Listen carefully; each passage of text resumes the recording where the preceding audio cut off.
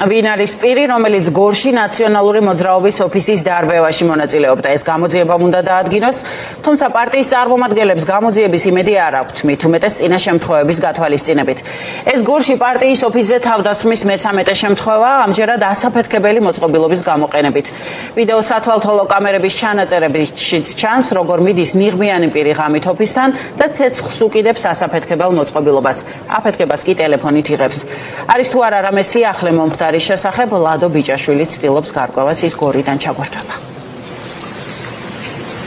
მშვიდობას და სარწმუნოებას ამოფარებულმა ოლიგარქის რეჟიმმა ბარბარობის დღესასწაულზე ოპოზიციური პარტიის წარმომადგენლების ოფისი დარბევებიდან უკვე ააფეთქა. ასეთ განცხადებას აკეთებენ ერთიანი ნაციონალური მოძრაობის გორის ოფისში და სრულ პასუხისგებლობას მომხდარზე აკისრებენ ოლიგარქის რეჟიმს. მე ოპერატორს ვთხოვ, რომ ახლა კადრში გვაჩვენოს მდგომარეობა, რომელიც რამდენიმე საათის შემდეგ არის ადგილზე. ასაფეთქებელი ნივთიერების გაურკვეველი ასაფეთქებელი ნივთიერების აფეთქების შემდეგ ასე გამოიყურება ოპოზიციური პარტიის ოფისი, რომელიც უკვე მე-13-ად დაარბიეს, თუმცა მანამდე იყო დარბევები და ახლა უკვე არის აფეთქების შემთხვევა. როგორც გითხარით, ოპოზიციურ პარტიაში გამოძიების იმედი არ აქვთ. პოლიტიკურ აგონიაში მყოფი ივანიშვილის თვითმართვია ხელისუფლება ცდილობს ამით რომ დაგვაშინოს, მაგრამ მას ეს შიში არ გამოუვა. ჩვენ ვართ გაბრაზებულები და უფრო მეტ პროტესტს მიიღებს ის ქუჩაში და პასუხისმგებლობა რა თქმა უნდა ეგრეთ წოდებული ხელისუფლების და მისი ბანდფორმირებების, რომლებმაც დარბევა კი აღარა, უკვე ააფეთქეს.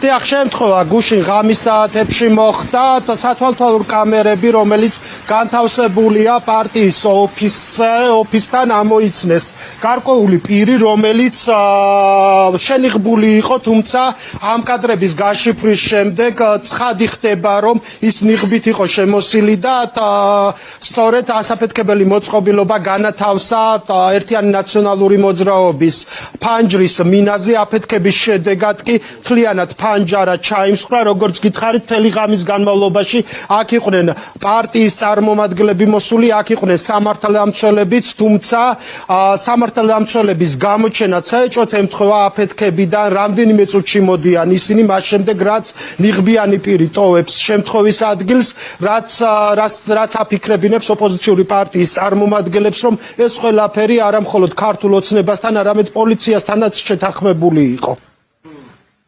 შიგნით რომ ყოფილიყო რაც ანკარეთ გაუნელი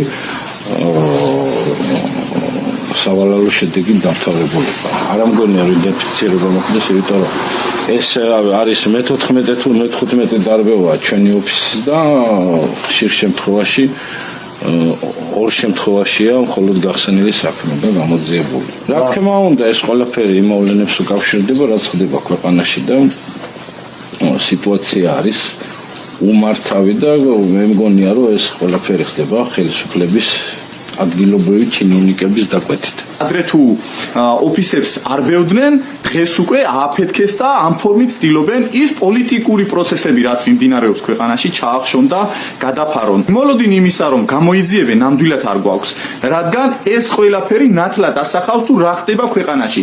როგორი განუკითხაობაა, როგორ კანონი არ კანონობს. აი ამის დაბრუნება უნდა ქართულ ოცნებას, რომ ბანდები და ზონდები დაჯგუფებებით მართოს ქვეყანა. კადრებში ნათლად ჩანს, რომ ამ ტერორისტული აქტის ჩამდენი პირი ამ ქმედებას თავისივე ტელეფონით იღებს, რაც არის იმის ფაქტობრივი დადასტურება, რომ ის დაკვეთას ასრულებს და უგზავნის ხელმძღვანელ პირებს.